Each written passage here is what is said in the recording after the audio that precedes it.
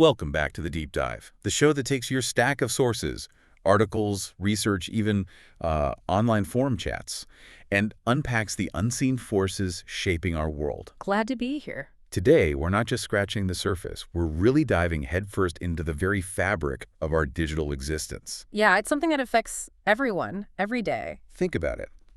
Every search, every text, every email, it's this constant, almost dizzying torrent of data that defines us. Mm-hmm. And in turn, it becomes a central battleground for our fundamental rights. It's a story of incredible convenience, for sure. Absolutely. Life's easier in many ways. But also of, well, profound vulnerability and this ongoing quest for control.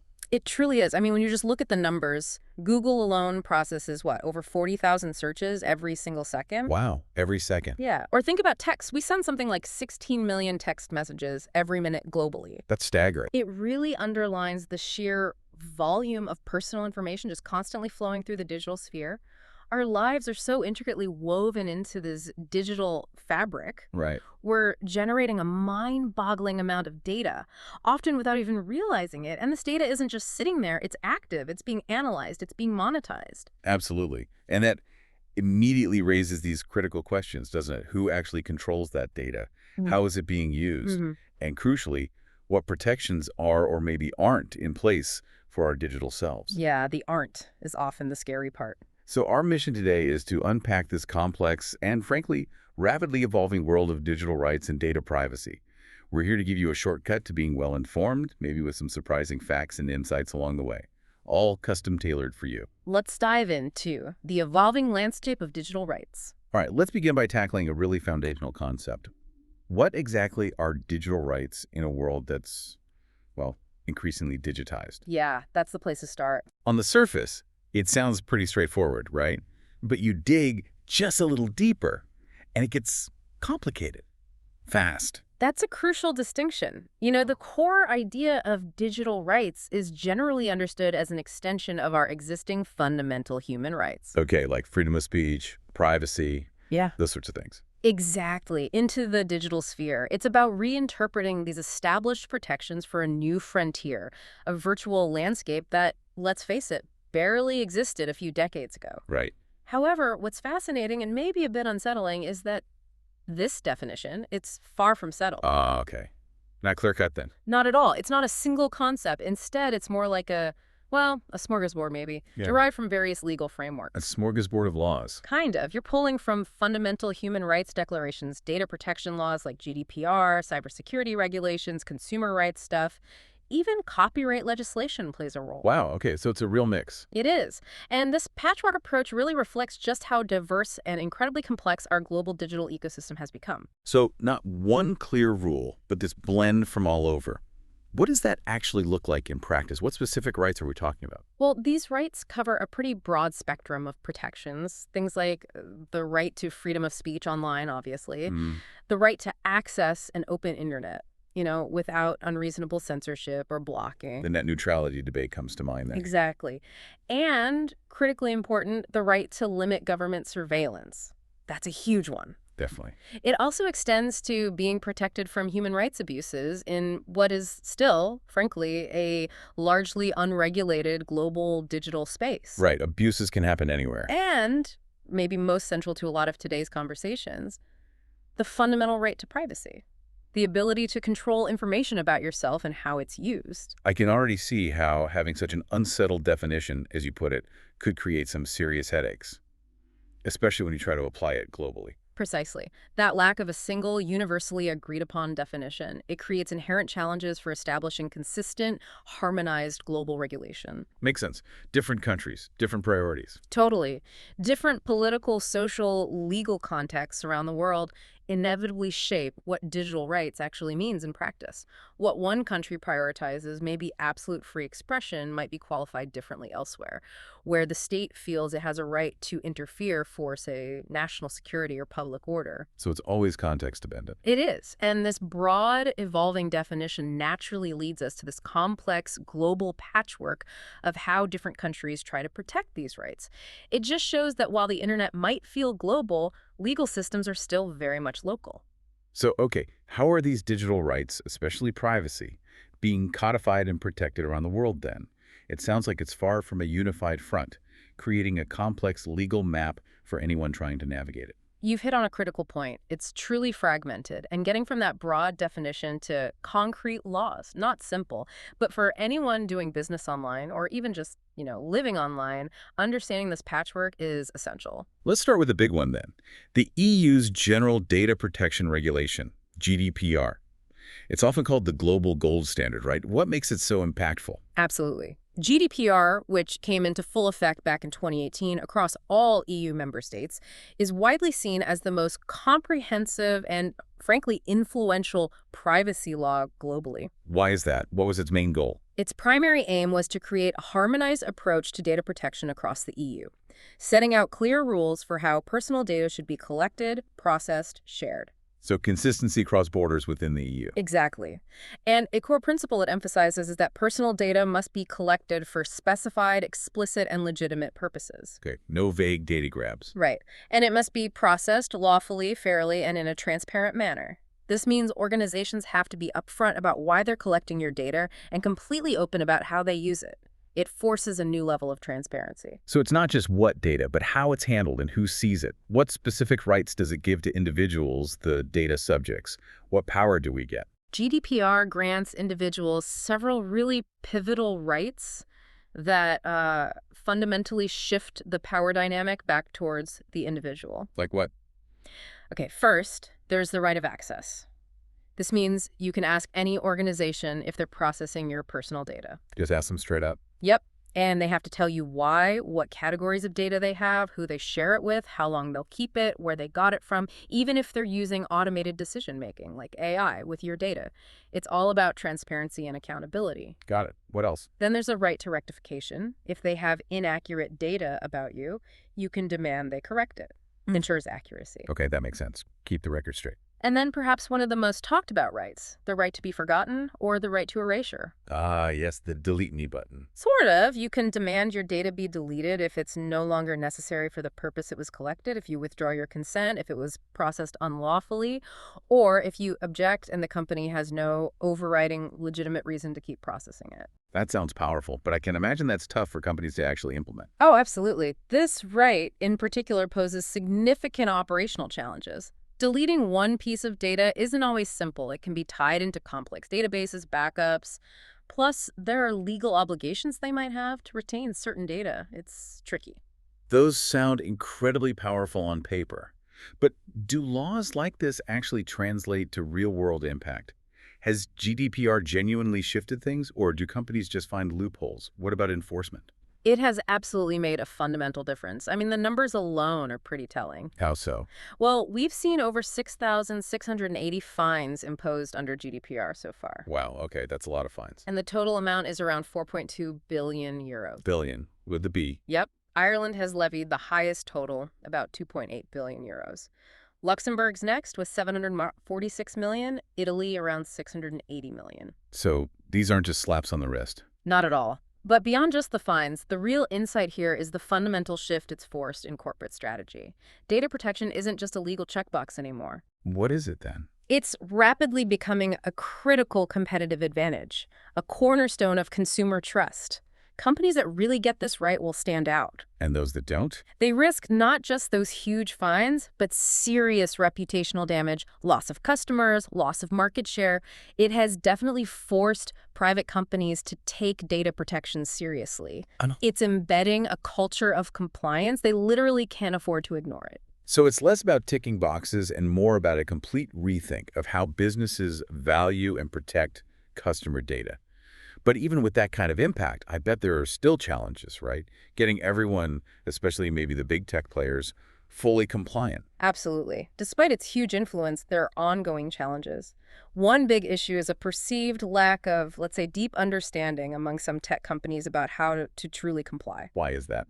Often it's due to the sheer volume of legislation coming out of the EU, not just GDPR, and sometimes vague or differing definitions between different digital acts. Like what kind of definition? For instance, terms like gatekeepers or very large online platform, the definitions can be complex, and interpreting them isn't always straightforward, which causes compliance headaches. Right.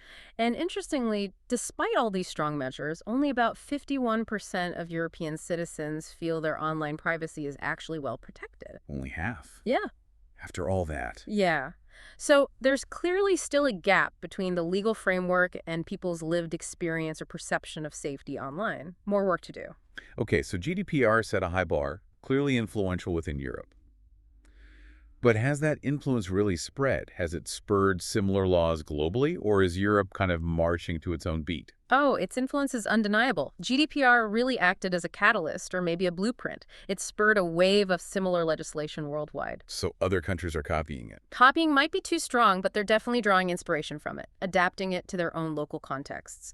It signifies this global acknowledgement that stronger data protection is urgently needed. Many countries are looking to the EU model as, well, at least a starting point. Can you give us a few examples? Where are we seeing these GDPR-like laws popping up?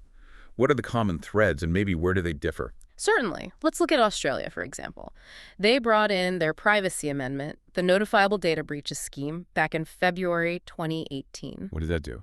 Basically, organizations with an annual turnover over 3 million Aussie dollars have to disclose data breaches that pose a real threat of serious harm within 30 days. And if they don't? They face fines up to 1.8 million AUD, which is roughly 1.1 million euros. So it's a strong focus on accountability for breaches. Okay. Where else? Then there's India. Their Personal Data Protection Bill, the PDPB, was introduced in December 2019. It's seen as very likely to pass, which is a huge deal in the world's largest democracy. And similar to GDPR. Very much so. It requires explicit consent from data principals, that's individuals. Yeah. It mandates breach notifications, includes a right to be forgotten, very GDPR-like features. Penalties. Potentially very heavy fines, up to 4% of a company's global annual turnover. Wow, that's serious. It is. Though one difference is that India's central government seems to retain more discretion in enforcement compared to the EU's independent data protection authorities. We also see Thailand's Personal Data Protection Act, PDPA, approved in February 2019. It closely mirrors GDPR.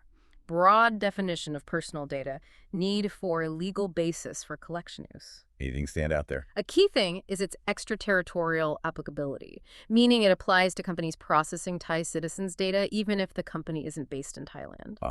So it reaches beyond their borders like GDPR. Exactly, and penalties can be harsh. Then you have Egypt. Their fines are actually significantly lower, maybe up to around 55,000 euros max. Lower fines, less deterrent. Perhaps, but here's the twist. Privacy violations in Egypt can potentially result in prison sentences, especially if personal info is used for something like blackmail. That's a very different kind of enforcement. Prison time. Okay, that's definitely different. And one more, Switzerland. They significantly increased their maximum fines recently from 10,000 Swiss francs up to 250,000 CHF. That's about 230,000 euros. A big jump. Huge jump. And their law includes similar provisions to GDPR, right to be forgotten, data portability, impact assessments, breach notification. So this global adoption, even with variations, shows a real worldwide shift, doesn't it? A recognition that data needs protecting, often using GDPR as that foundational model. Precisely. It's a global trend, even if the specifics vary country by country. Wow, okay, so it's not just Europe, but a truly global movement towards stricter data privacy. It really highlights how seriously countries are taking this, often with GDPR as the template. But I imagine the U.S. approach is a bit different. I always hear about how fragmented it is over there. Less unified, more chaotic. You're absolutely correct. The U.S. approach stands in stark contrast to the EU's harmonized model. It is highly fragmented. How so? No single law. Right. There's no single national data protection authority covering everything, and no single overarching federal privacy law like GDPR. Instead, the U.S. uses a sectoral approach. Yeah, sectoral, meaning different rules for different industries. Exactly. Different laws govern specific industries. So the Federal Trade Commission, the FTC, has broad jurisdiction over most commercial entities for unfair or deceptive practices, which includes privacy.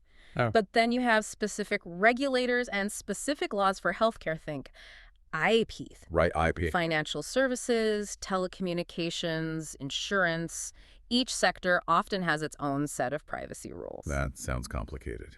It is, and to add another layer, many state attorneys general also have enforcement power over unfair and deceptive business practices, which can include privacy violations within their state. It creates this complex web for businesses to navigate. So it's really a state-by-state tapestry rather than a single federal blanket, each state potentially weaving its own rules. Precisely.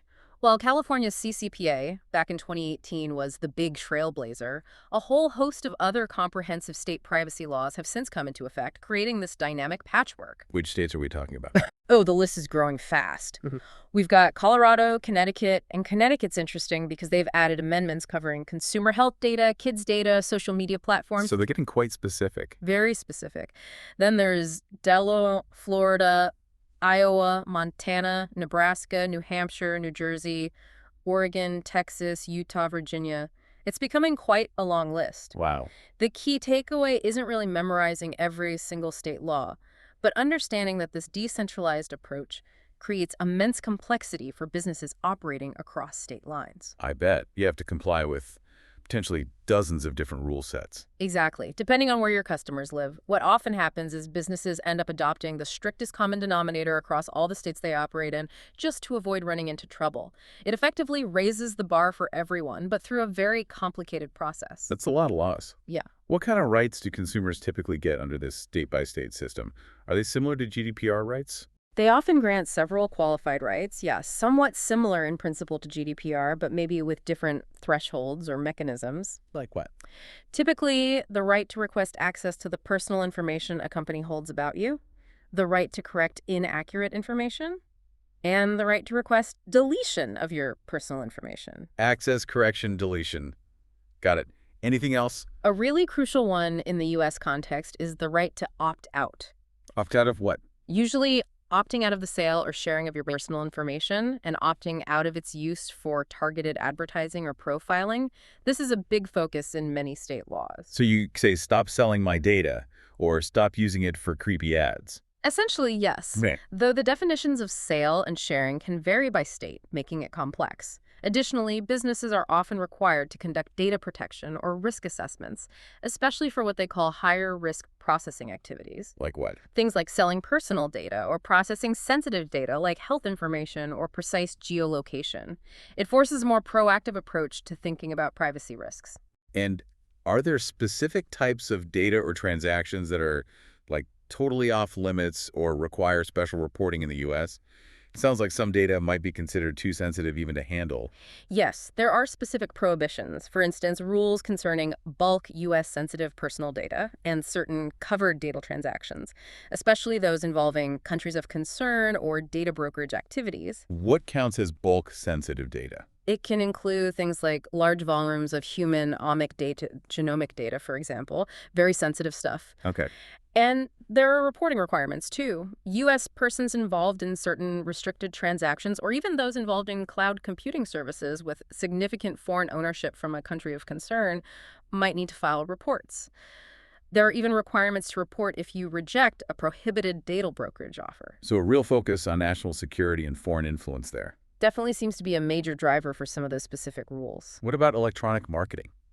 All those spam emails and texts we get, is that covered by this fragmented approach too?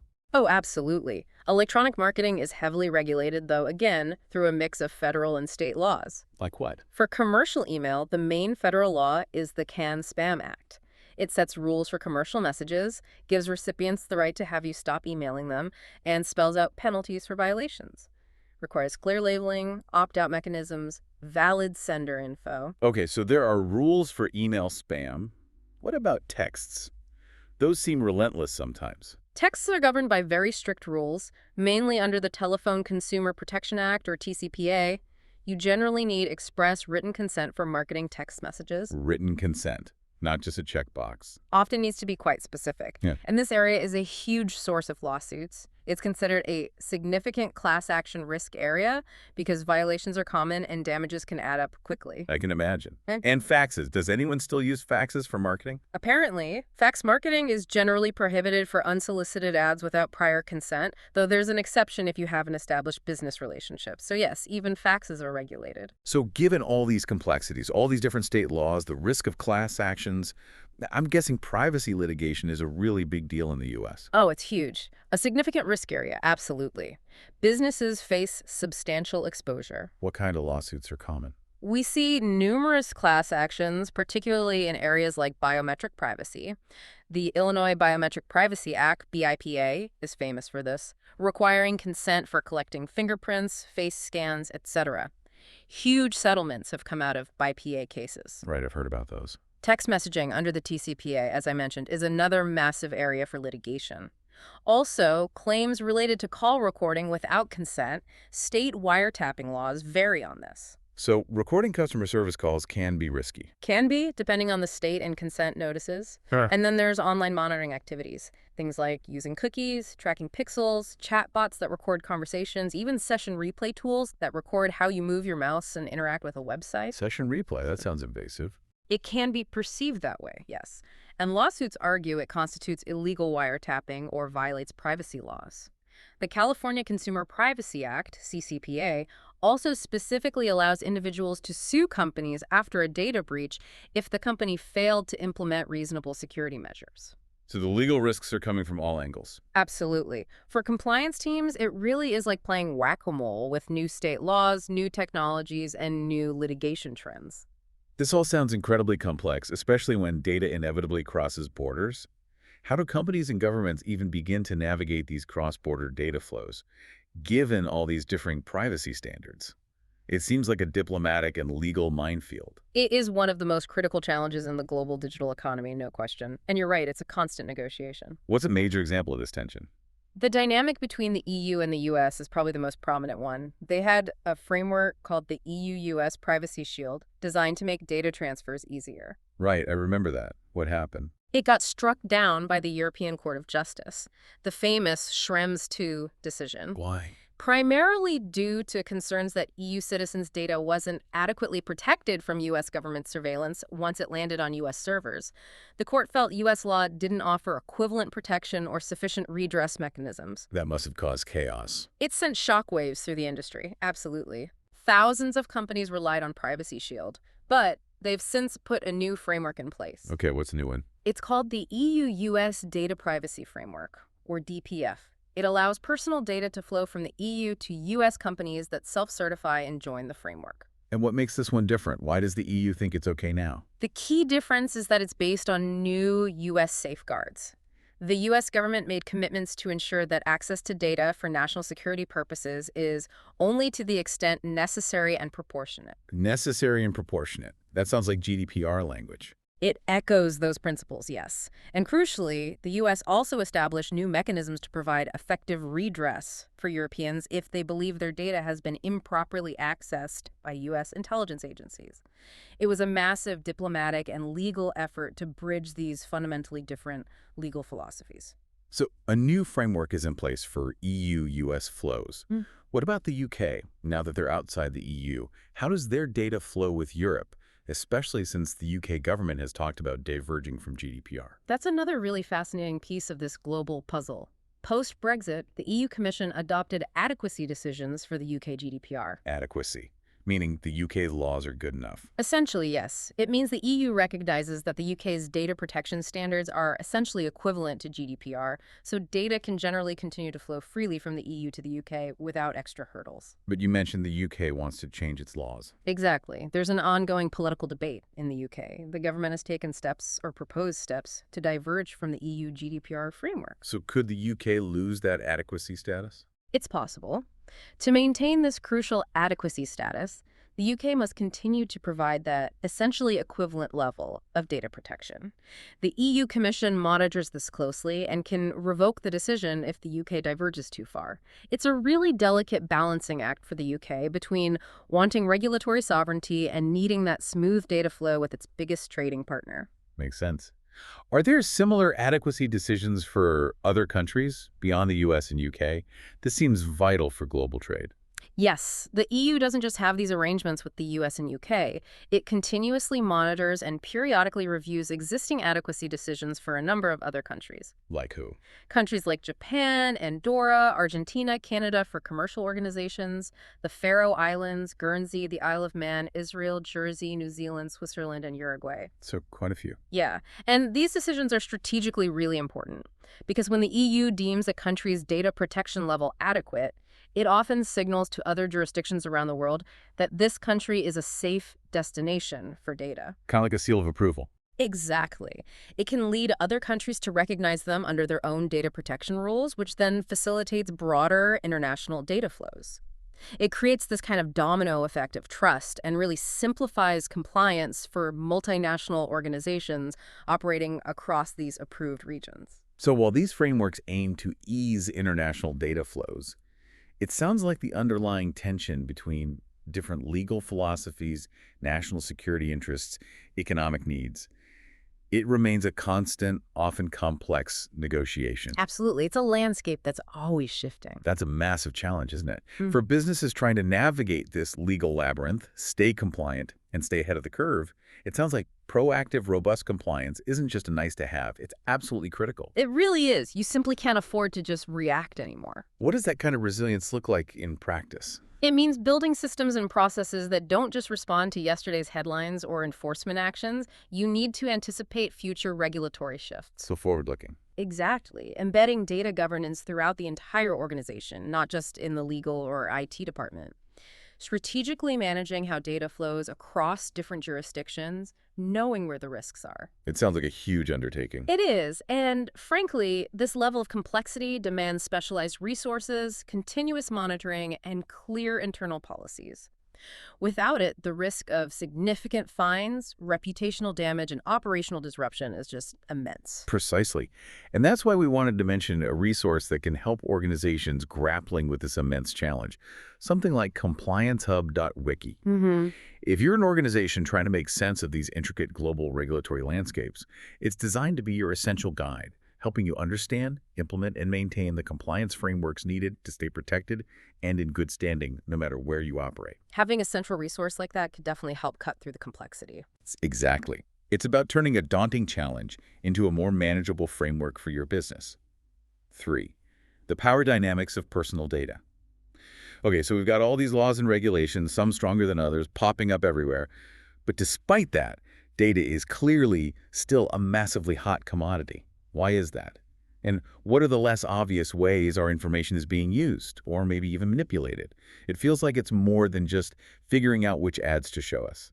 That's a critical question, and it really gets to the heart of the power dynamics at play here. You often hear that phrase, right? Data is the new oil. Yeah, it's cliche, but probably true. Well, the numbers certainly back it up. The global data monetization market is just exploding. How big are we talking? It was estimated around USD 3.24 billion in 2023. Okay, sizable. But it's projected to reach USD 16.05 billion by 2030. Whoa, that's like, what, 5 times bigger in just 7 years? Yeah, growing at an incredible compound annual growth rate of about 25.8%. Just think about that explosive growth. That's incredible. Where is most of that happening? And what kind of companies are driving this boom? North America currently dominates the market, holding the largest revenue share, about 32.5% in 2023. The U.S. market specifically is growing really fast, around 23.1% CAGR. So the U.S. is a big engine for this. Definitely indicates a very robust ecosystem for data-driven innovation and commerce there. In terms of how data is being monetized, the biggest slice comes from analytics-enabled platform as a service. That accounted for about 38.3% of the revenue. And who's using these services? Primarily large enterprises, they were the biggest drivers, generating about USD 2.16 billion in 2023. Makes sense, right? Larger companies have the infrastructure, the resources, and just the sheer volume of data needed to really leverage these kinds of sophisticated analytics platforms effectively. What's actually fueling this incredible growth? Why are companies suddenly so eager to monetize data to this extent? It's really a combination of factors, all kind of feeding into each other. Well, there's an increasing government focus on digitization across many sectors, pushing more services, more interactions online. That generates more data. Okay, more raw material. Exactly. Then you have the rapid advancements in emerging technologies. Think artificial intelligence, the Internet of Things, IoT. These things generate vast new streams of data and also require sophisticated analytics to make sense of it all. Right, smart devices everywhere, collecting data. hmm And finally, there's a big industry shift towards software as a service, SaaS, and infrastructure as a service platforms. These cloud-based platforms provide the underlying architecture that makes it easier and cheaper to collect, store, and process massive amounts of data at scale. So the tech makes it possible and cheaper. Pretty much. And fundamentally, data monetization just involves the sharing of data between companies, which is used to create new revenue-generating streams. It's about finding creative, sometimes maybe opaque, ways to derive economic value from the information we all generate every single day, often without our direct knowledge or explicit consent for that specific use. That brings up something I've seen discussed online a lot, actually. People are becoming more aware of just how valuable their data is. Definitely seeing that trend. I've seen threads on places like Reddit asking things like, why don't we get paid for our data? Or is anyone actually able to make money from all their personal data? Yeah, those questions come up all the time. It really feels like there's this growing desire for more personal control over this valuable asset. And maybe even, getting a piece of the action if it's being sold. Exactly. And this growing public awareness, this demand for control, leads us directly into a really powerful concept from Harvard professor Shoshana Zuboff: surveillance capitalism. Surveillance capitalism, that sounds ominous. It's a term that helps us understand this unseen harvest of our data and how it shapes not just the ads we see, but potentially our choices, our behavior, our very reality. Okay, unpack that for us. How does surveillance capitalism actually work? Is it just about collecting data for targeted ads, or is it deeper? It's much deeper. Zuboff defines it as the unilateral claiming of private human experience as free raw material for translation into behavioral data. Whoa! Private human experience as free raw material. That's a striking phrase. Isn't it? Think about it. Your clicks, your searches, your location, your likes, even the pauses in your typing, all scooped up as raw material. And what happens to this raw material? These behavioral data are then computed and packaged as prediction products and sold into behavioral futures markets. Behavioral futures markets. Yeah. Like predicting what we'll do. Exactly. Sold to business customers who want to know what we will do now, soon, and later. Zuboff argues Google really pioneered this. They learned how to capture surplus behavioral data, way more information than they needed just to provide search results, and use that surplus to create these prediction products they could sell, initially just to advertisers. So it started with ads, but became about predicting behavior for profit. Precisely. It's about predicting and ultimately shaping behavior for profit. You said unilateral claiming. That implies people don't really agree to this, do they? It feels like that one-way mirror idea you hear about. You're hitting on a fundamental and, frankly, disturbing aspect of this system. Zuboff argues that from the very start, it was understood that users would likely not agree to this unilateral claiming of their experience if they fully understood it. So they had to hide it.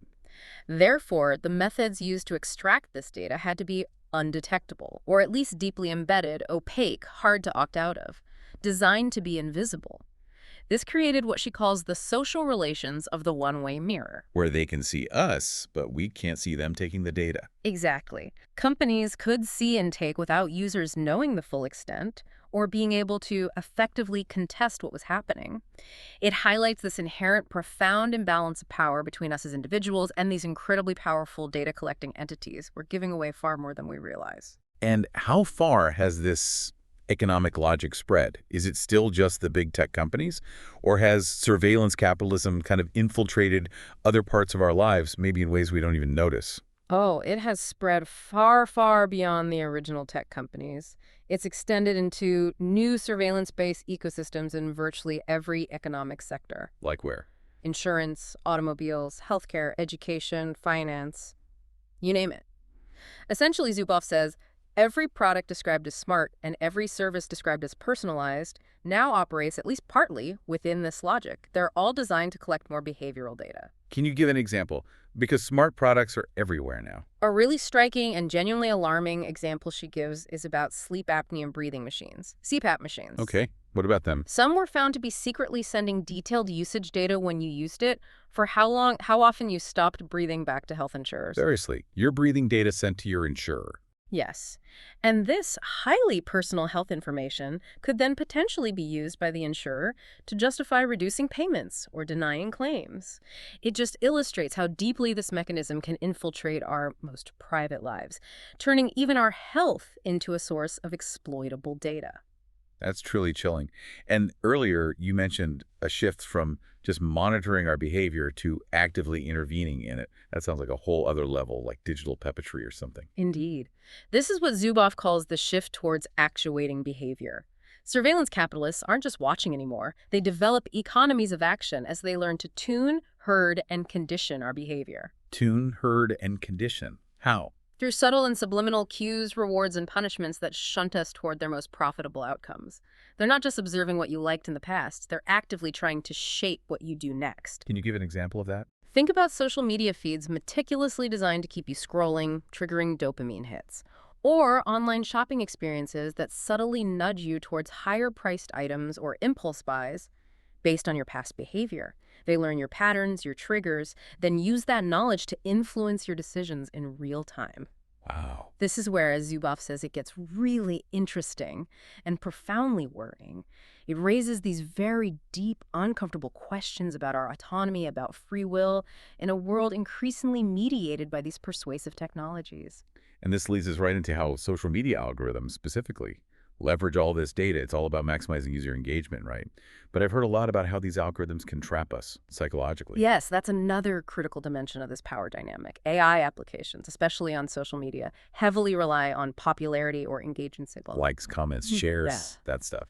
Exactly. They use those signals to select what you see in your feed, what search results pop up first, who to suggest as friends, how to rank posts. The primary goal is always to maximize your engagement time on site, clicks, interactions. And they assume popular means good. That's the underlying assumption, yeah. That popular content will bubble up and must therefore be high quality or relevant. But as we know, that's often not the case, and it comes at a cost. So it's all about keeping our eyeballs glued, whether the content is actually good for us or not. And it feels like policymakers are constantly playing catch-up, right? Only reacting when a big scandal hits the news, leading to this regulation by headline. That's a common frustration you hear from digital rights advocates, and frankly, from the public, too. They often feel policymakers are just too slow to legislate and protect citizens until there is sufficient public outcry following a scandal. So it's reactive, not proactive. Exactly, leading to this cycle of regulation by headline. We saw it with privacy breaches, now we're seeing it with AI harms. The proactive approach, where regulation anticipates potential harm before it happens, often seems to be missing, leaving individuals vulnerable in the meantime. It also seems like these algorithms make it incredibly easy for things to go viral, whether it's good information or, total junk. It creates this almost irresistible urge to share sometimes. They absolutely do. Information spreads online via what researchers call complex contagion. Complex contagion. Yeah, it basically means that repeated exposure to an idea online makes people more likely to adopt it and then reshare it themselves. When social media signals that something is trending or going viral, our cognitive biases kick in. Like fear of missing out. FOMO, bandwagon effect. Yep. Yeah, it creates this almost irresistible urge to pay attention, to click, to share, often regardless of the information's accuracy or overall benefit. This is exactly how misinformation and sensationalism can spread like wildfire. The algorithm prioritizes engagement, the emotional reaction over truth or nuance. And what are the psychological effects of living in this constant algorithmic influence, this engagement trap? It sounds like it could be quite detrimental to our mental health. The psychological impact can be significant and really quite far-reaching. These algorithms are often designed, intentionally or not, to prioritize content that triggers strong emotional reactions. Anger, fear, outrage. Exactly. Controversial, sensational, or fear-inducing posts often get the most engagement. This constant exposure to highly stimulating, often negative or polarizing content can lead to heightened stress and anxiety levels. I could see that. Numerous studies have linked excessive social media use to increased anxiety, depression, poor sleep quality, especially among young people. That fear of missing out, or FOMO that you mentioned, it's often exacerbated by social media's curated highlight reels, making people feel inadequate or anxious. Yeah, comparing your real life to someone else's filtered feed. Precisely. It really highlights the importance of digital literacy, critical thinking, and maybe just taking breaks to counteract these potentially insidious effects on our mental well-being. And targeted advertising, which we touched on earlier, is a huge part of how all this data gets used commercially. Can you break down how that works exactly, and why is it such a major privacy concern for people? Sure. Targeted advertising, at its core, is about collecting and analyzing massive amounts of data about individual users or groups of users to predict their interests and then display ads that are supposed to be highly relevant to them. What are the common methods? Two common types are retargeting. When you look at a product online and then suddenly see ads for it everywhere. Oh yeah, the shoes that follow you around the internet. Exactly. That's retargeting. It shows ads to users who previously interacted with a brand or visited their website. Another type is lookalike audience targeting. Look-alike. Yeah, where advertisers try to reach new audiences who have similar characteristics, demographics, interests, online behavior to their existing best customers. Okay, so finding clones of your current customers. Kind of. Now, these methods can be incredibly effective for businesses, there's no doubt. But they raise significant privacy issues precisely because of the sheer volume and granularity of user data being collected. The biggest concern often centers on cross-site tracking using third-party cookies and other sophisticated tracking technologies like fingerprinting, Why are those so bad? because they allow companies to follow you across different websites you visit, piecing together your activities, interests, maybe even your vulnerabilities to build a very accurate picture of a specific person, a comprehensive profile. A digital dossier almost. Pretty much. And this creates this massive treasure trove of personal data that, if breached or misused, poses significant risks: identity theft, discrimination, manipulation. It also just erodes user trust. People increasingly want relevant ads, maybe, but not at the cost of this kind of invasive profiling. Is the industry responding to that? It is, slowly. There's a noticeable shift happening towards what some call privacy-friendly classics, like contextual advertising showing ads based on the content of the page you're currently viewing, rather than your personal profile. This is accelerating as third-party cookies are being phased out by major browsers like Chrome. It's definitely a step in a more privacy-preserving direction. And I've heard concerns that these sophisticated targeting methods could be used for more than just selling products, right? Like influencing opinions or elections.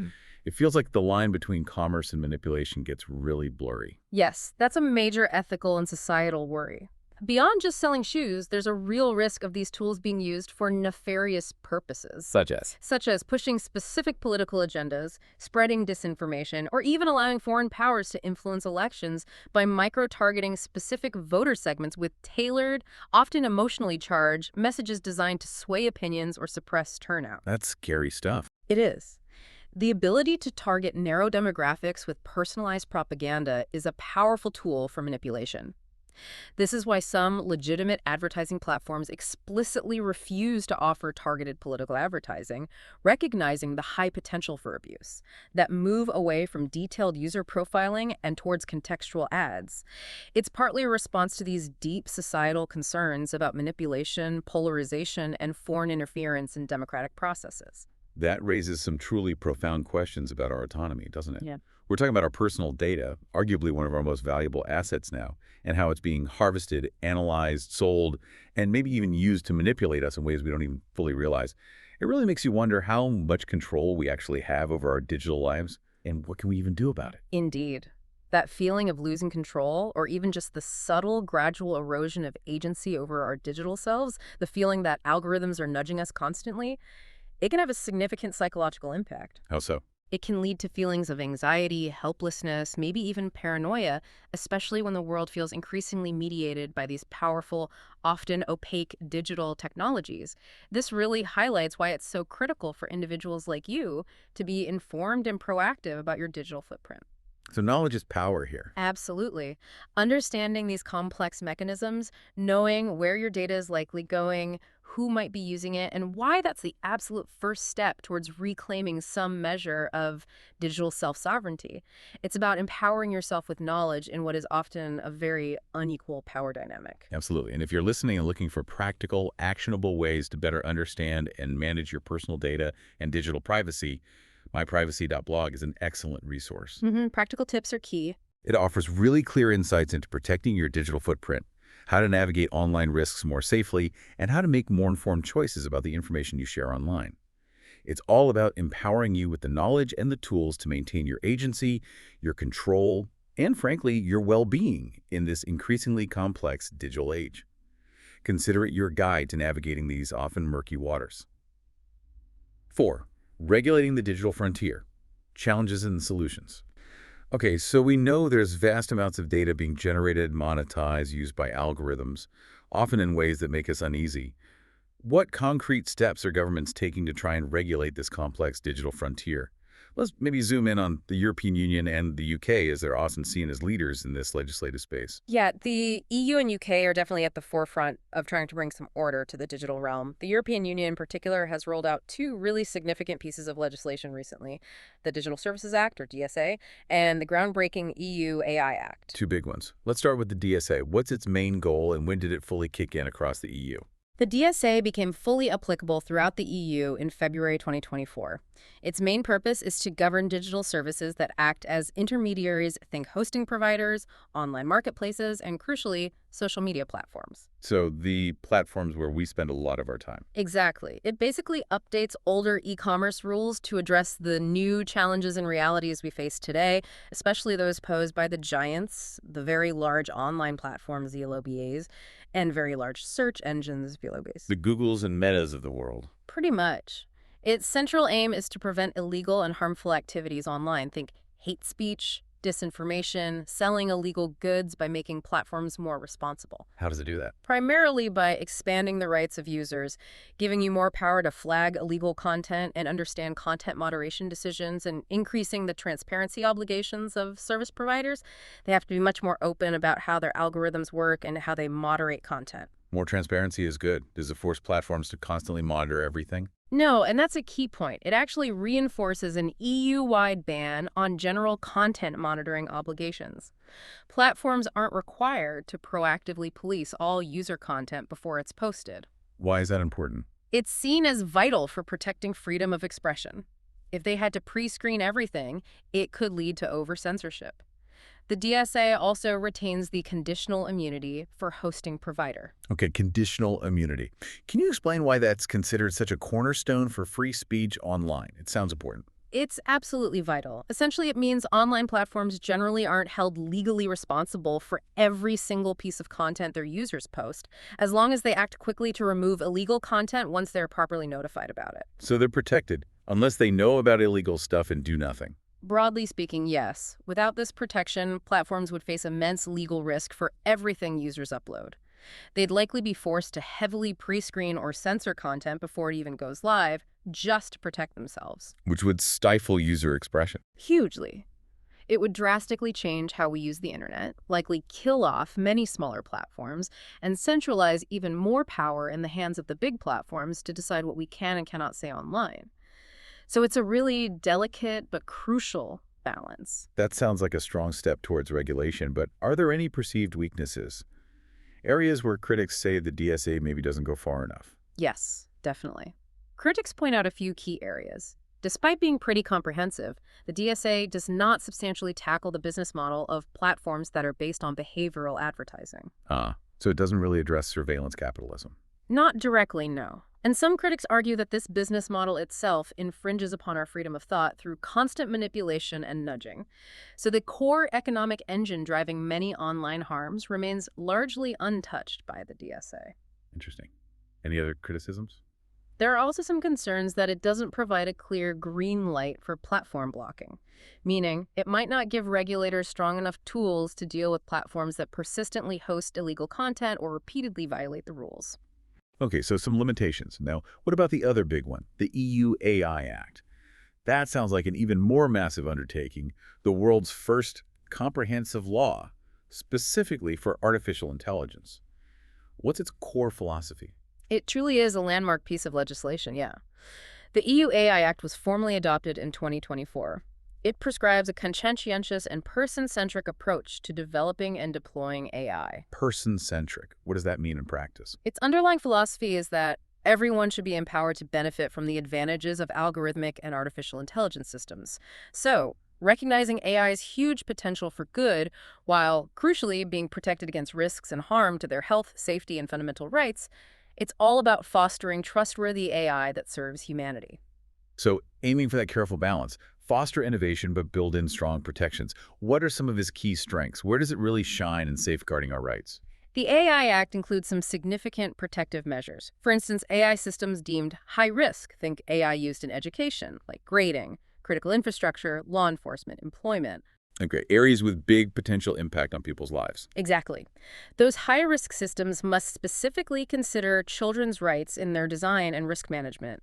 It also includes a partial ban on biometric identification in public spaces. Partial ban, like facial recognition. Yeah, real-time remote biometric identification, like mass facial recognition surveillance by police in public places, is largely prohibited, though there are some narrow, controversial exceptions. What else? High-risk systems also have to undergo fundamental rights impact assessments, and summaries must be made public, increasing accountability.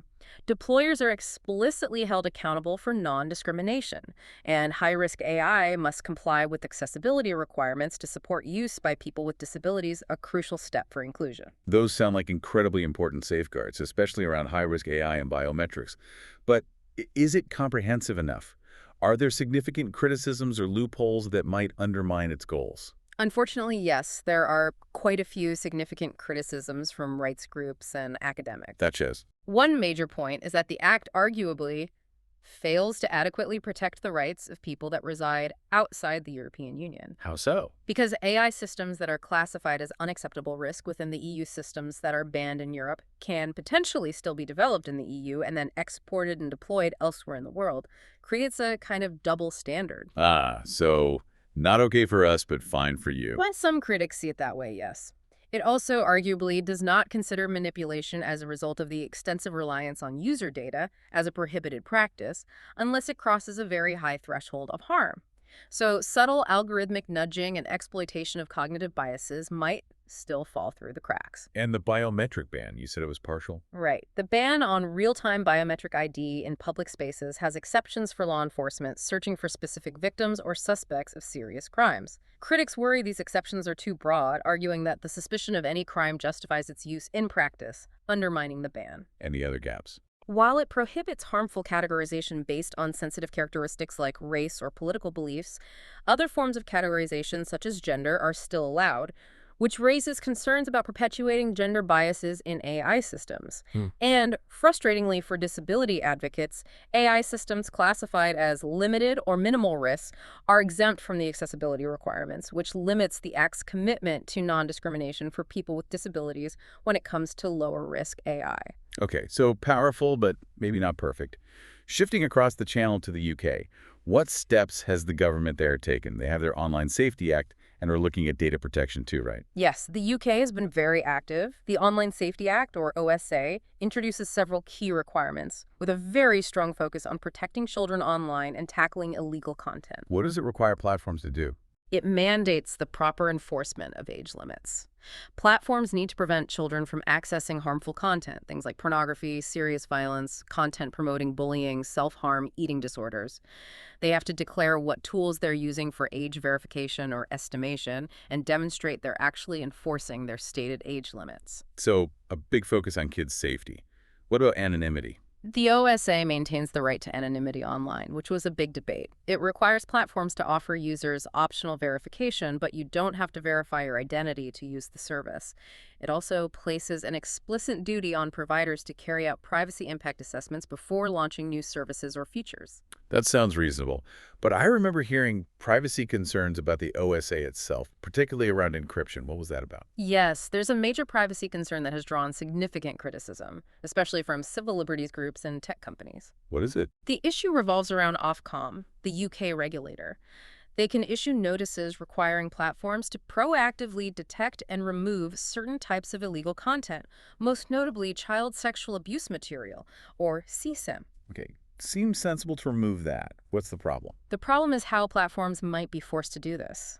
The concern is that complying with such notices may require breaking end-to-end encryption or enable client-side scanning. Client-side scanning, what's that? It essentially means scanning messages or files on a user's device before they get encrypted and sent. Privacy advocates argue this completely undermines the security and privacy of end-to-end encryption, creating a backdoor. They see it as disproportionate government interference and surveillance. It's hugely controversial. Yeah, that sounds like a fundamental clash between safety and privacy. Right. What about the UK's broader data protection law? Are they sticking close to GDPR or really diverging now? Well, the government has been working on amending the UK GDPR through their Data Protection and Digital Information Bill. There's definitely a move towards potentially diverging from the EU model. In what way? The government argues it wants to reduce burdens on businesses and introduce more common sense. But civil society groups are concerned. For instance, back in March 2024, a broad coalition, including groups like Liberty and Public Law Project, sent an open letter. What were they asking for? They were calling for the government's algorithmic transparency recording standard to be made legally mandatory for the public sector. Why? To increase transparency around how government bodies are using automated decision-making systems, AI making decisions about benefits, policing, etc., they argue people need to understand how these decisions are made and be able to seek redress if the algorithms are flawed or discriminatory.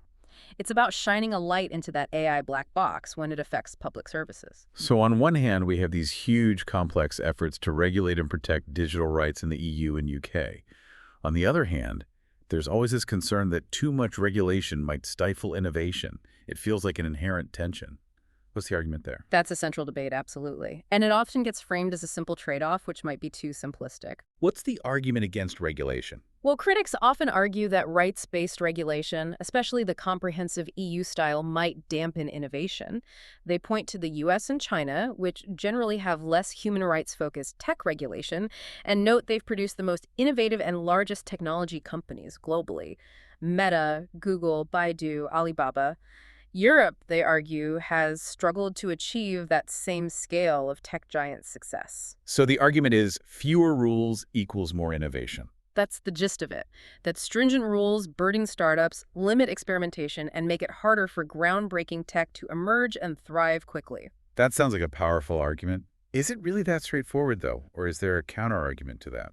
Not necessarily straightforward at all. Many experts argue that drawing a direct and causal link between rights-based regulation and dampened innovation is regarded as overly simplistic. Why?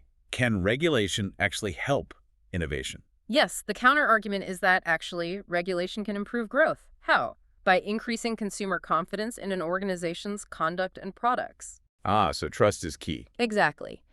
If people trust that a technology is safe and respects their rights, they're more likely to adopt it. Look at Microsoft's president, Brad Smith Conathon. He himself called for regulation of facial recognition technology years ago, precisely to prevent the tech from unsettling customers and hindering its acceptance. So industry leaders see the benefit too, sometimes. Sometimes. And the European Commission also argues that setting higher regulatory standards could even lead to a commercial advantage. The idea is that consumers worldwide might eventually prefer European AI applications that are easier to trust because they know they're built with stronger privacy and ethical protections baked in. Trustworthy AI as a selling point. So regulation isn't necessarily the enemy of innovation. It sounds like the real problem might be more about how regulation is implemented, the complexity, the clarity. Precisely. Often the core issue isn't the existence of regulation itself, but its implementation.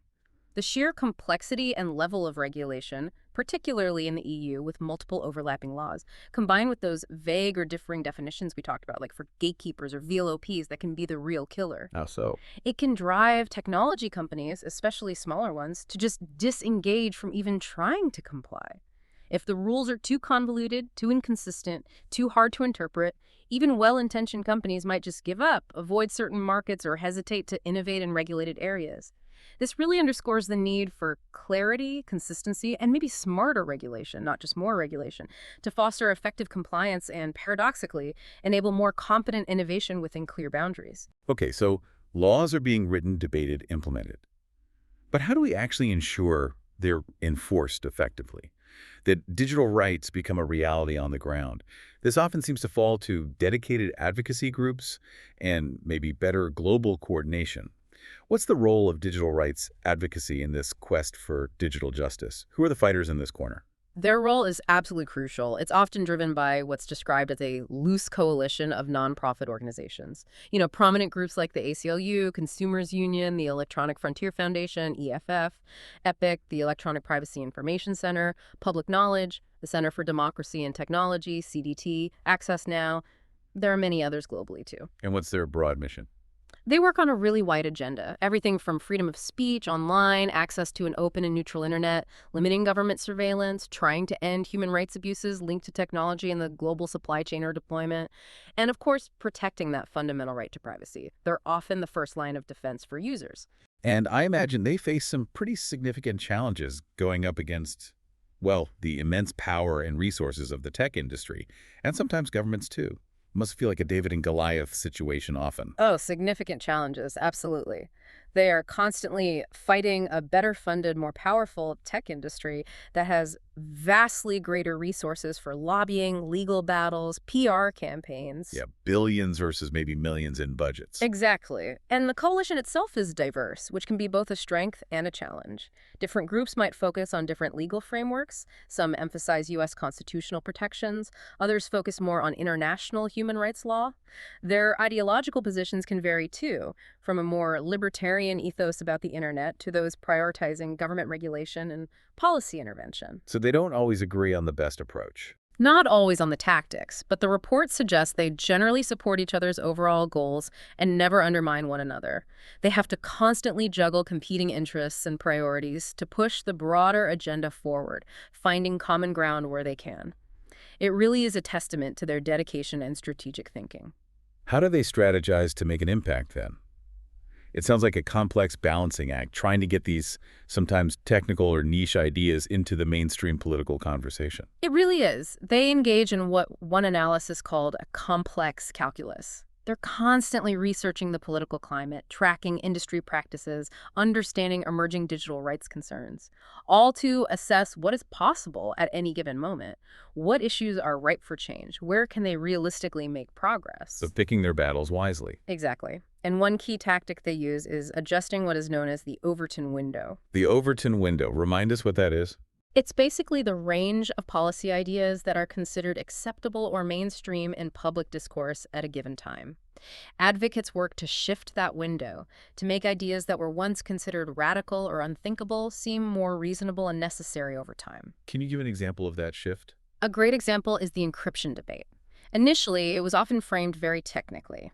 But digital rights advocates successfully shifted the discussion to focus more on the profound social dimensions. Who is protected by strong encryption? Who is most at risk if it's weakened? They highlighted the impact on journalists, activists, vulnerable communities, domestic violence survivors, making it a human rights issue, not just a tech issue. That changed the conversation. Making it relatable and human.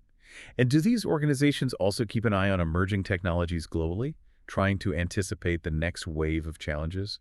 Yes, global monitoring is a huge and growing part of their work.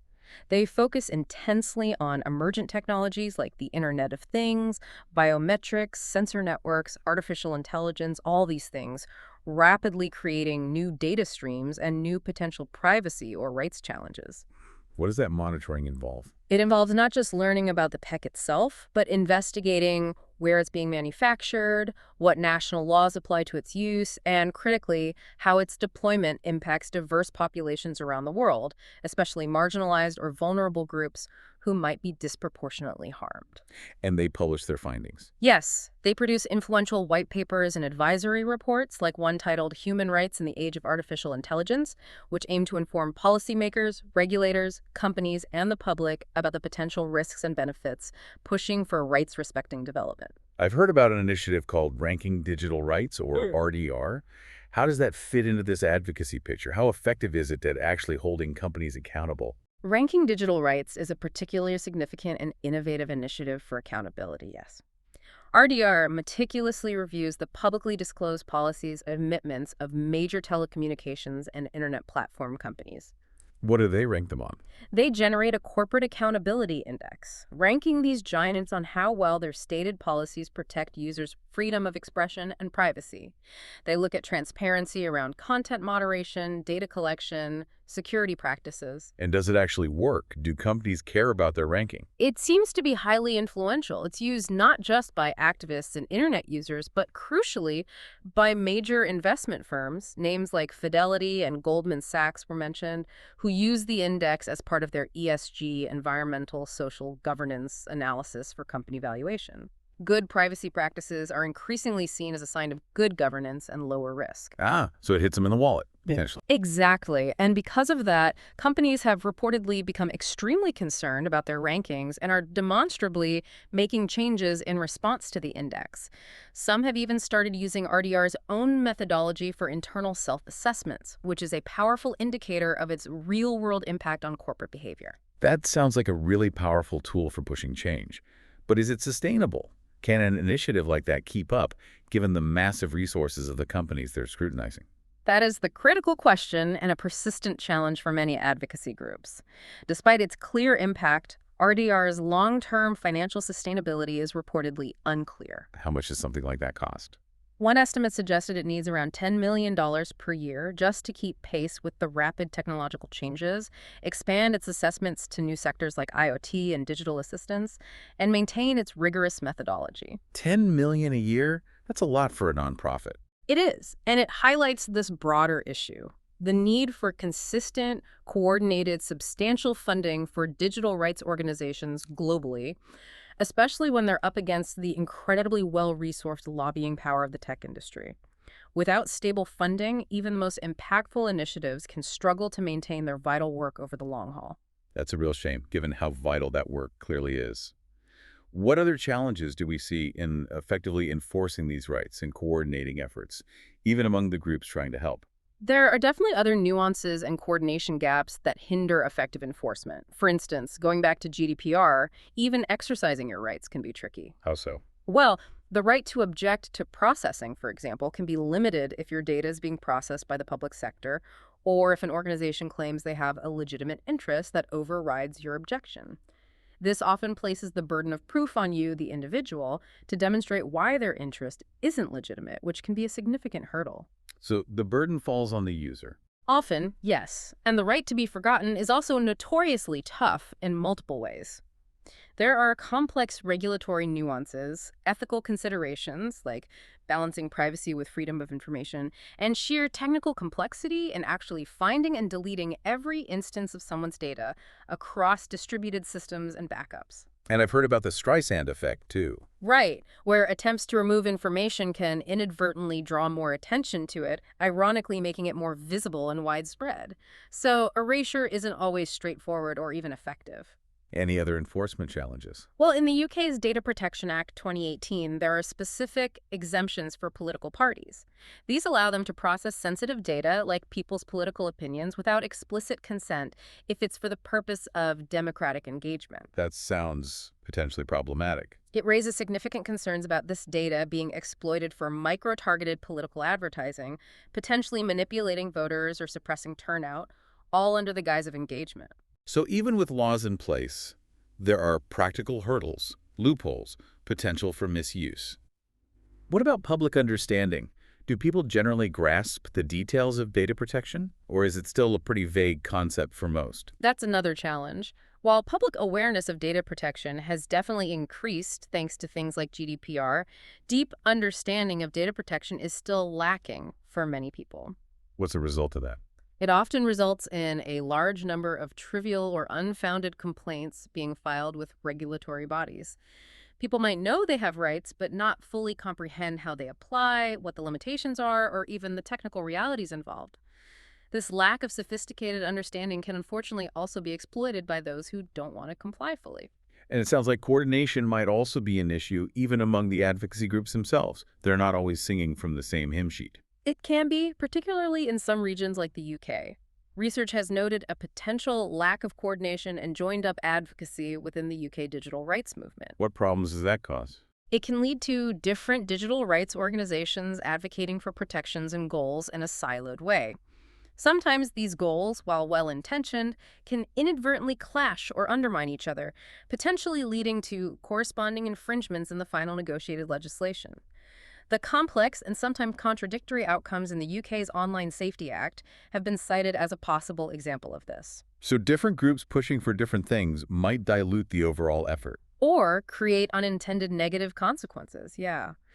This really underscores the need for better coordinated funding mechanisms to support collaboration, especially for smaller organizations, allowing them to present a more unified front against the massive lobbying power of large tech companies.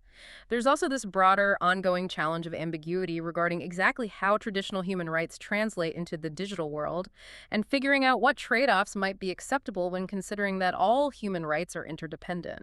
It makes unified advocacy incredibly difficult sometimes. So given these challenges, what global initiatives or frameworks are trying to bring more coordination and consistency to this incredibly complex landscape? Are there efforts aiming for a more unified global approach? Yes, there are some significant efforts underway at the international level. The UN Global Digital Compact, GDC, for instance, is shaping up to be a key global framework. What does the GDC propose?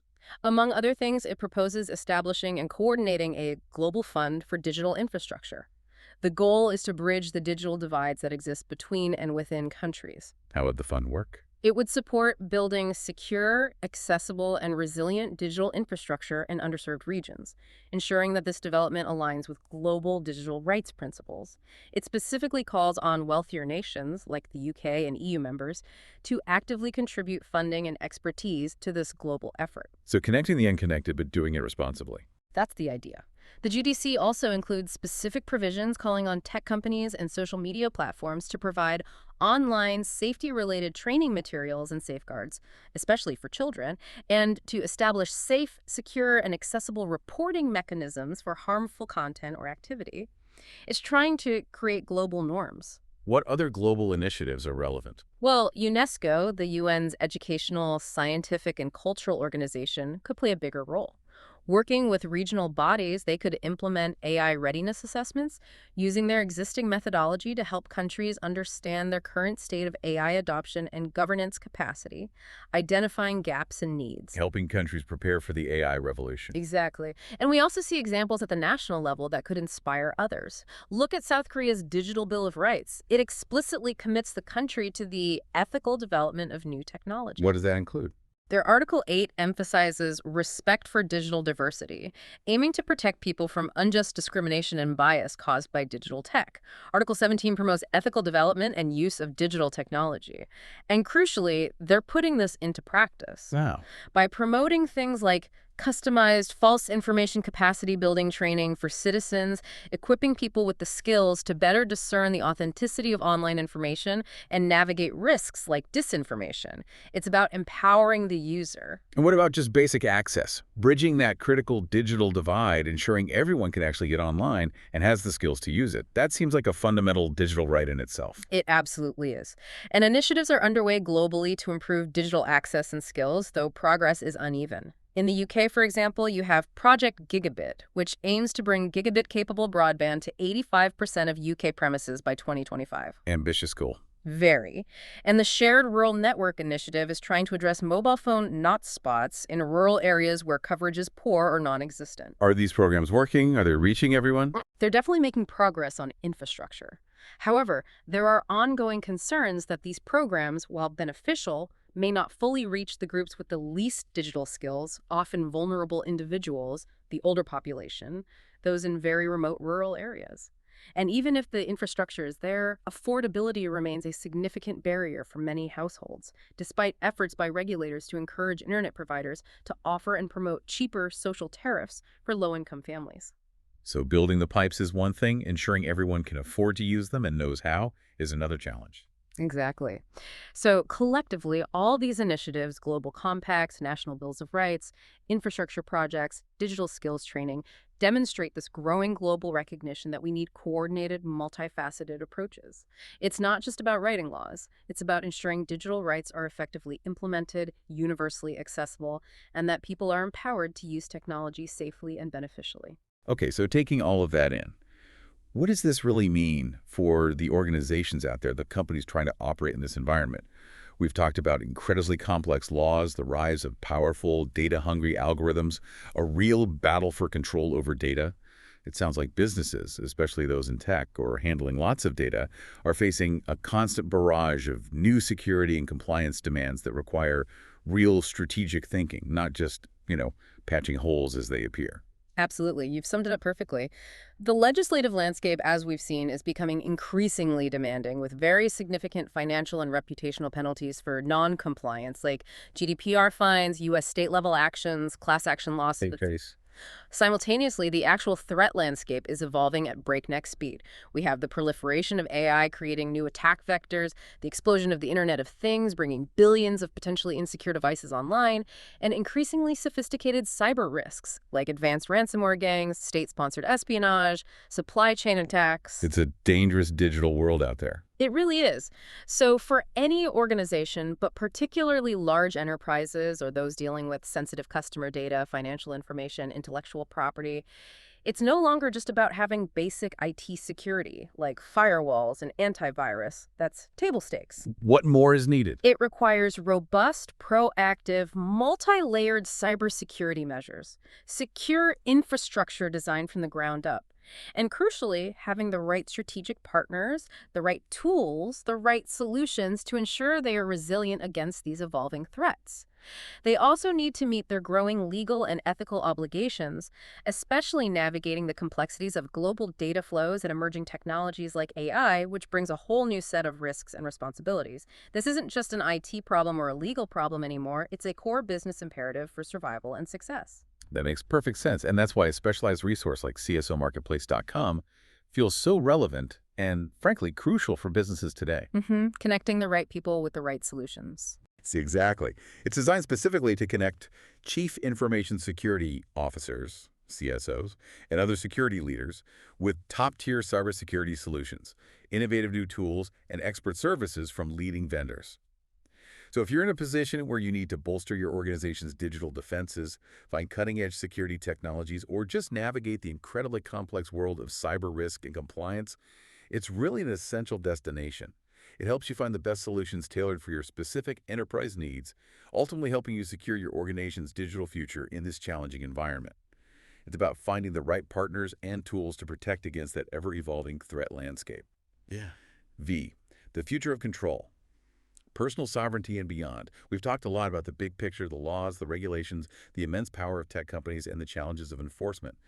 But what about us as individuals? What practical steps can we actually take to try and minimize our digital footprint, enhance our personal privacy?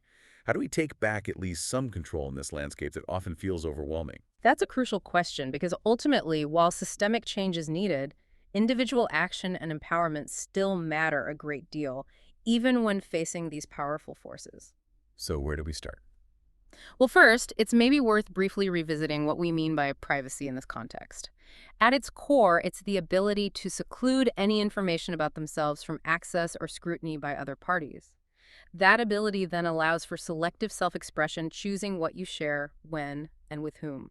Okay, controlling your own information flow. Exactly. And we have to start by acknowledging the reality that, yes, governments and marketing companies are always surveying us to some extent in the digital world. So the goal isn't perfect invisibility, which is probably impossible, but rather to manage that intrusion to the best of our ability, to reclaim bits and pieces of our digital self-sovereignty where we can. Okay, so managing the surveillance.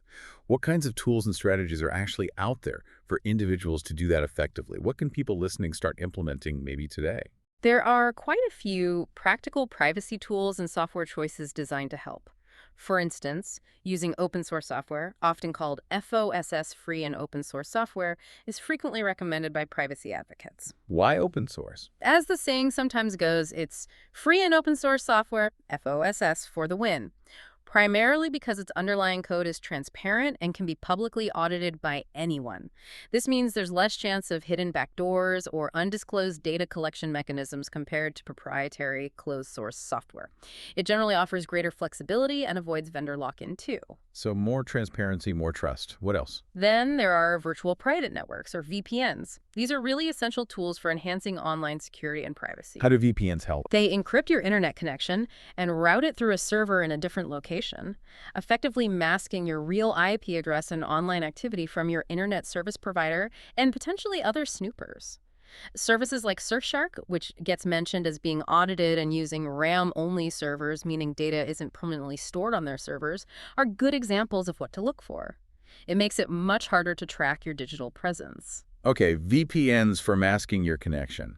What about secure communication, like email? For that, you should look into encrypted email providers. Services like StartMail, for example, offer features like end-to-end encrypted email accounts, the ability to create unlimited aliases, temporary or disposable email addresses to use instead of your real one, and even custom domains. These provide a much more secure and private alternative to mainstream free email services, which often scan the content of your emails for advertising purposes. Right, protecting the content of your messages. Exactly. And of course, something absolutely foundational that can't be stressed enough. Use strong, unique passwords for every single online account. Don't reuse passwords. Easier said than done when you have dozens of accounts. That's where password managers come in. They are essential. They generate strong, random passwords for you, store them securely, and automatically fill them in when you log in. It's a simple but absolutely vital step for basic online security hygiene. Those are great, actionable steps for our daily online lives. But what about thinking longer term?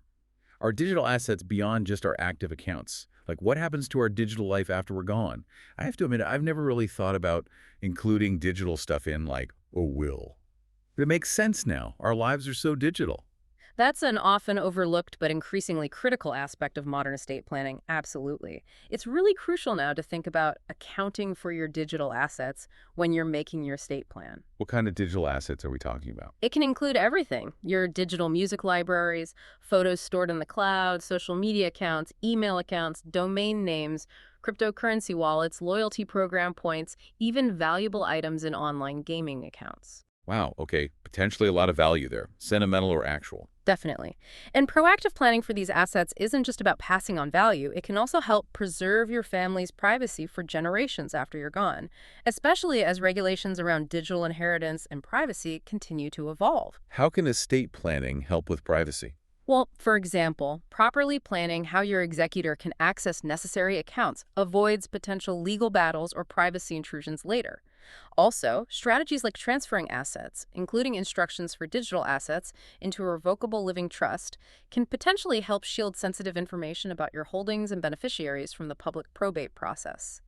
The probate process makes wills public documents, so a trust can offer more privacy. That's a powerful reminder that our digital lives and their value extend far beyond what we might think about day to day. And it really reinforces that core idea: your data is one of your most valuable assets. So we should absolutely be diligent, research privacy policies, check company reputations before we share our data, whether it's signing up for a new app or planning for the future management of our digital legacy. Indeed. Empowering yourself with that knowledge and taking these proactive steps using tools, being mindful, planning ahead is really key to maintaining agency and control in this increasingly complex digital world. Beyond these individual tools and practical steps, though, what about bigger architectural shifts in the internet itself? Are there changes happening that promise more user control built into the very structure of the web? I keep hearing about Web3, for instance. What exactly is it, and how does it aim to give us more ownership and decentralization? Yeah, Web3 is a term you hear a lot now. It's often described as the next evolution of the internet. The core vision is to create a more decentralized, open, and user-centric web experience. Okay, decentralized, user-centric. How is that different from the internet we use now, Web 2? Well, Web 2, our current internet, is largely dominated by huge centralized platforms. Think Google, Meta, Facebook, Instagram, Amazon, Twitter, X. On these platforms, users create content, but the platform owns the infrastructure, controls the data, and often the user is the product being sold to advertisers. Web3 envisions a fundamental shift away from that model. How does Web 3 propose to achieve that decentralization and give ownership back to users? What's the technology behind it? Web3 fundamentally leverages blockchain technology and cryptocurrencies to empower users with greater control over their data and digital interactions. Blockchain, like Bitcoin uses. Yes, the same underlying distributed ledger technology. The core concept driving Web3 is often summarized as a read-write-own paradigm. Read, write, own. Yeah. Unlike Web 1, read-only, or Web 2, read-write, in Web 3, users don't just consume content, read, or create content, right? But they can truly own their data, their digital identities, and their digital assets. That ownership is ideally secured and verifiable through immutable, transparent, blockchain-based infrastructure. What other technologies make this possible? Besides the blockchain itself, key components include smart contracts. These are like self-executing agreements written in code that run directly on the blockchain, potentially eliminating the need for intermediaries like banks or lawyers for certain transactions. Also, integrated cryptocurrencies and tokens are often built in, allowing for new economic models and ways to reward participation. And there's the idea of the semantic web, which aims to make web data more structured and machine-readable, enhancing connectivity and understanding across the internet. So it's a big evolutionary jump from what we're used to, moving from just being users or creators on someone else's platform to potentially being actual owners and stakeholders in the network itself. That's the core vision, yes. Think of the internet's evolution. Web 1, we were mostly passive consumers just reading static web pages. Web 2, the social web, turned us into active participants and content creators, but within these walled gardens owned by corporations. Web 3 invites us to become owners and stakeholders in the digital realm itself, not just users renting space. This shift is theoretically enabled by these underlying technologies, blockchain, crypto, smart contracts that aim to distribute control back to the edges of the network, back to the users, rather than keeping it concentrated in the hands of a few powerful, centralized companies. What's the roadmap for Web3 look like? How far off is this fully decentralized, user-owned internet actually becoming a reality? It feels quite futuristic still. It definitely has a futuristic feel, and the roadmap paints an exciting, though still quite speculative picture. What are the stages? In the near term, the focus is really on tackling the big technical hurdles, improving scalability, Yeah. making blockchains faster and cheaper to use, enhancing the user experience, making Web3 apps as easy to use as Web2 apps, and developing better interoperability between different blockchains and protocols. So making it work better and easier for normal people. Exactly. Looking towards the medium term, the vision involves deeper integration of Web3 technologies into mainstream areas.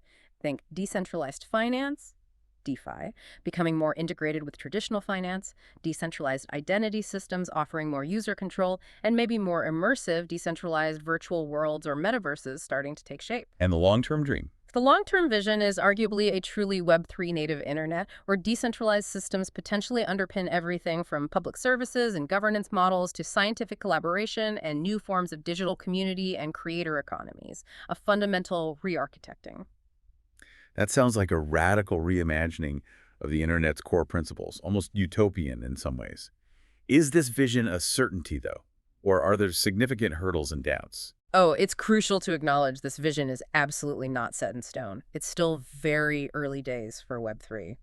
And like any major technological shift, there will be challenges to overcome and unexpected twists along the way. What kind of challenges? Huge ones. Scalability is still a major issue for many blockchains. Regulatory uncertainty is not. Massive governments are still figuring out how to approach crypto, DeFi, DAOs, decentralized autonomous organizations. User adoption is slow beyond the crypto-native crowd, partly due to complexity and usability issues.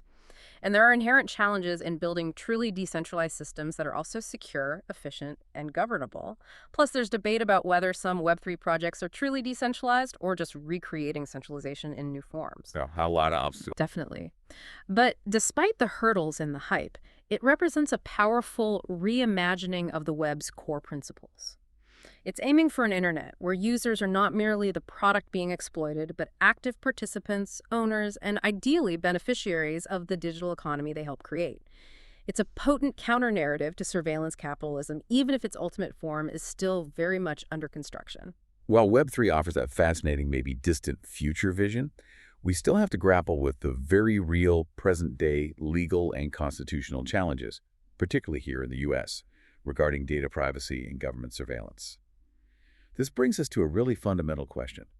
How are traditional U.S. constitutional protections, specifically the Fourth Amendment's protection against unreasonable searches, holding up in the face of all these pervasive digital technologies that gather so much data about us?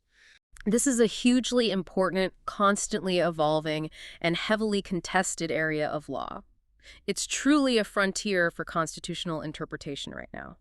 The Fourth Amendment protects against unreasonable searches and seizures, typically requiring a warrant based on probable cause. But applying that to digital data, which is often intangible, stored remotely, held by third-party companies, is incredibly complex. How has the law tried to adapt? A really landmark Supreme Court decision was Carpenter v. United States back in 2018. It laid critical groundwork. What did Carpenter decide? It moved beyond the traditional Fourth Amendment analysis, which often focused on physical trespass. Did the government physically intrude on your property? Carpenter found Fourth Amendment concerns with the government obtaining long-term historical cell phone location data from wireless carriers without a warrant. Even though the data was held by a third party. Yes. The court recognized that the sheer volume and incredibly revealing nature of this digital information mapping someone's movements over months could constitute a search under the Fourth Amendment, even without a physical trespass. And even though the user voluntarily shared location data with the carrier simply by using their phone, it suggested that expectations of privacy could exist in aggregated digital records held by others. This was a significant shift. So it's not just about whether the government physically trespasses, but about the nature and sensitivity of the information it gathers about us electronically.